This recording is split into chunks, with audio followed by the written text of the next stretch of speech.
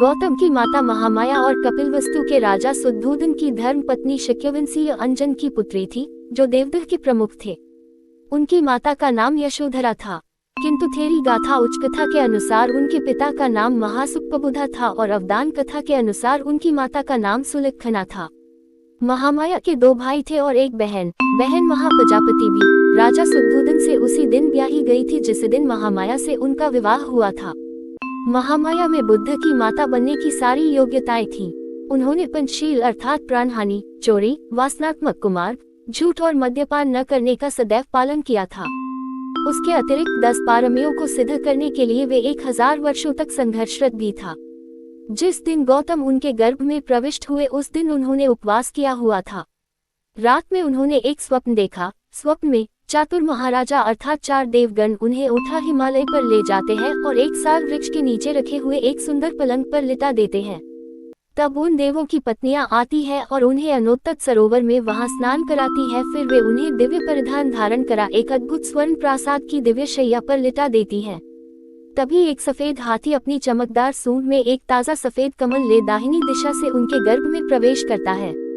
वह दिन उत्तर आषाढ़ पूर्णिमा का था और उस दिन से 7 दिनों का महोत्सव भी नगर में प्रारंभ हो चुका था। राजा शुद्धोदन भी उस रात महामाया के समीप नहीं आ सके थे। अगले दिन महामाया ने जब महाराज को अपने दिव्य स्वप्न से अवगत कराया तो उन्होंने राज ज्योतिषियों की राय उस स्वप्न पर जाननी चाहिए। ज्योतिषियों ने कहा था, रानी के गर्भ में प्रविष्ट बालक या तो चक्रवर्ती सम्राट बनेगा या बुद्ध। राजा शुद्धोदन के पिता सिंहनु के गुरु व राजपुरोहित असित सांसारिक भोगों से विरक्त एक चमत्कारिक और सिद्ध पुरुष थे। वृद्धावस्था में राज्य सुखों का परित्याग कर वे एक निर्जन वन में कुटिया बनाकर आध्यात्मिक साधनाओं में लीन रहते। कहा जाता है कि अक्सर वे तावतिंस लोक के देवों के साथ उठते बैठते रहते थे। एक दिन जब वे तावतिंस पहुंचे तो वहां उन्होंने दूर स्थान पर फूलों की सजावट देखी। देवगण नाच गा रहे थे, सर्वत्र उत्सव का माहौल था। वहां उन्हें बताया गया कि सिद्धार्थ गौतम, जो एक बुद्ध बनने वाले थे, जन्म ले चुके थे। उपर्युक्त सूचना से उनकी खुशी की सीमा न रही और वे तत्काल कपिलवस्तु पहुंचे। वहां पहुंचकर उन्होंने जब बालक को उठाकर अपनी गोद में रखा और अपनी आंखों के निकट लाकर देखा तो उनकी आंखों में असीम खुशी की लहर दौड़ पड़ी।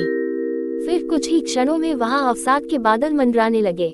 राजा शुद्धोदन ने जब उनके इन विचित्र भावों का कारण पूछा तो उन्होंने कहा, ये बालक बुद्ध बनेगा, इसलिए मैं प्रसन्न हूँ, किंतु इसके बुद्धत्व दर्शन का सौभाग्य मुझे अप्राप्य है।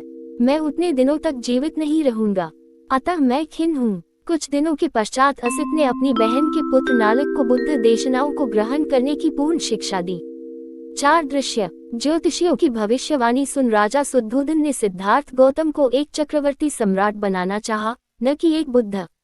अतः संन्यास और बुद्धत्व के सारे मार्ग अवरुद्ध कर उन्होंने सिद्धार्थ को एक योग्य राजा बनने की समस्त सुविधाएं उपलब्ध कराई। राजकुमार सिद्धार्थ जब 29 वर्ष के हो गए तो देवों ने उनके संबोधि काल को देख उन्हें राज उद्यान में भ्रमण को प्रेरित किया। वहां उन्होंने लाठी के सहारे चलते एक वृद्ध को देखा। तब उन्हें ये ज्ञान हुआ कि वे भी एक दिन वैसे ही हो जाएंगे। सभी एक दिन वैसी ही अवस्था को प्राप्त होते हैं। वितृष्ण भाव से वे तब प्रासाद को लौट आए। जब राजा को उनकी मनोदशा का ज्ञान हुआ तो उन्होंने राजकुमार के भोग विलास के लिए और भी साधन जुटा दिए, किंतु सांसारिक भोगों में राजकुमार की आसक्ति और भी क्षीण हो चुकी थी। दूसरे दिन राजकुमार फिर से उद्यान भ्रमण को गए। वहां उन्होंने एक रोगी व्यक्ति को देखा। उसकी अवस्था देख उन्हें ये ज्ञात हुआ कि हर कोई जो जन्म लेता है रोग का शिकार भी होता है। एक सम्राट भी रोग मुक्त नहीं रह सकता। संसार का ये सत्य है। तीसरे दिन भी सिद्धार्थ उद्यान भ्रमण को गए। वहां उन्होंने एक मृत व्यक्ति को देखा। तब उन्हें ज्ञात हुआ कि मृत्यु भी एक सत्य है। जो प्राणी जन्म लेता है एक दिन मरता भी है। उसके समस्त साधन जो उसके शरीर और अहंकार आदि प्रवृत्तियों को तुष्ट करते हैं और जिन्हें वह अपने जीवन का सार समझता है, वस्तुतः निस्सार है। हर मनुष्य राजा या रंक अपने मोह, अज्ञान और प्रमाद में उन्हें ही सार समझ अपना समस्त जीवन निस्सार को ही पाने में व्यर्थ गवा देता है। मृत्यु ही वह कसौटी है जो चिता की धूमों से आसमान में ये लिख देता है कि जाने वाला सम्राट या फकीर संसार से क्या लेकर जाता है। अगला दिन आषाढ़ पूर्णिमा का दिन था। उस दिन भी सिद्धार्थ उद्यान भ्रमण को गए। मार्ग में उन्होंने एक सन्यासी को देखा। सारथी धन्य से उन्हें ज्ञात हुआ कि सन्यासी संसार की सारहीनता को समझ संसार से विरक्त हो सत्य और सार के अन्वेषी होते हैं। धन्य की बातें सुन गौतम के मन में संन्यास का औत्सुक्य जागृत हुआ और वे भी संन्यास वरण को प्रेरित हुए। जब वे अपने महल को लौट रहे थे तो मार्ग में उन्हें ये सूचना मिली कि वे एक नवजात शिशु राहुल के पिता बन चुके थे। थोड़ा आगे बढ़ने पर उन्होंने राजपरिवार की एक महिला दिसी गौतमी को गाते सुना, निवृत्त हुई अब तो वह माता। सिद्धार्थ के लिए निवृत्ति तो इस सांसारिकता के अर्थ में थी।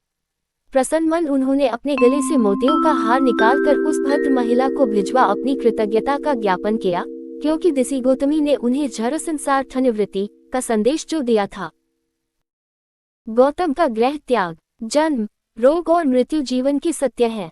राजकुमार सिद्धार्थ ने उन सत्यों का जब साक्षात्कार किया और उसके मर्म को समझा तो उसी दिन गृहस्थ जीवन का परित्याग कर वे संन्यास मार्ग को उन्मुख हो गए।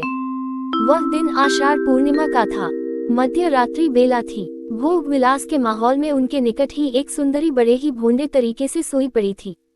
कुरूप सांसारिकता से वितृष्ण उन्होंने तुरंत ही अपने सारथी धन्य को बुलाया और अपने प्रिय घोड़े कटक को तैयार रखने का आदेश दिया। फिर वे अपने शयन कक्ष में गए जहां यशोधरा नवजात राहुल के साथ सो रही थी। उसी दिन राहुल का जन्म हुआ था। अपनी पत्नी और पुत्र पर एक अंतिम दृष्टि डाल उन्हें सोते छोड़ कटक पर सवार वे नगर की ओर निकल पड़े। रोकने के प्रयास में धन्य भी उनके घोड़े की पूंछ से लटक गया। कहा जाता है कि देवों ने कटक के पैरों के टाप और हिनहिनाहट के शोर को दबा दिया और उनके निष्क्रमण के लिए नगर द्वार खोल दिए थे। कपिलवस्तु नगरी के बाहर आकर वे एक क्षण को रुके और अपने जन्म और निवास स्थान पर एक भरपूर दृष्टि डाल आगे बढ़ गए। रात भर घुड़सवारी करने के बाद अनोगा नदी तक पहुंचे जो कपिलवस्तु से 30 भोजन दूर था। कटक ने 8 उसम चौड़ी नदी को एक ही छलांग में पार कर लिया। नदी की दूसरी तरफ उन्होंने अपने तमाम आभूषण उतार धन्य को दे अपने बाल और दाढ़ी अपनी तलवार से काट हवा में उछाल दिए। शक्र इंद्र ने उन्हें आसमान में ही लपक तावतिन श्लोक के चुल्लमणि चैत्य में प्रतिस्थापित करा दिया। ब्रह्म घटिकार ने तब स्वर्ग से उतर गौतम को कासाय चीवर तथा एक सयासी योग्य 7 अन्य आवश्यक वस्तुएं प्रदान किए। सयासी का रूप धारण कर गौतम ने कटक और धन्य को वापस लौट जाने की आज्ञा दी, किंतु अपने स्वामी के वियोग को सहन नहीं करते हुए कटक ने वहीं अपने प्राण त्याग दिए।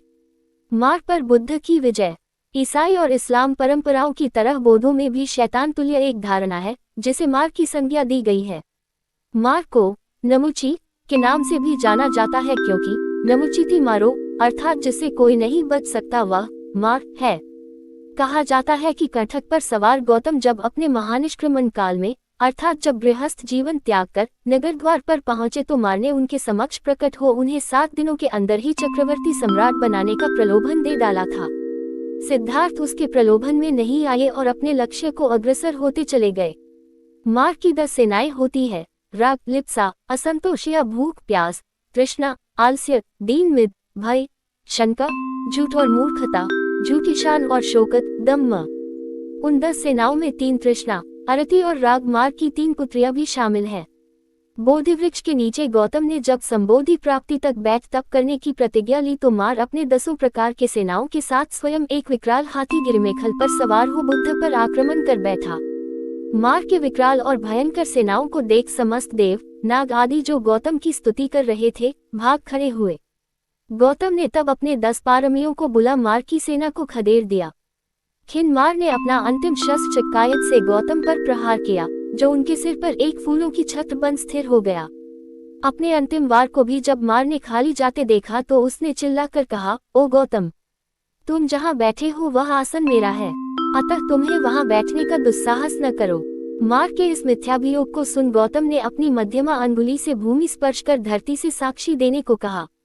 धरती ने तब भयंकर गर्जन के साथ बुद्ध के वहां बैठे रहने की साक्षी दी जिससे मार की हार पूर्णतया सत्यापित हो गई और अंत में गौतम संबोधि प्राप्त कर बुद्ध बने।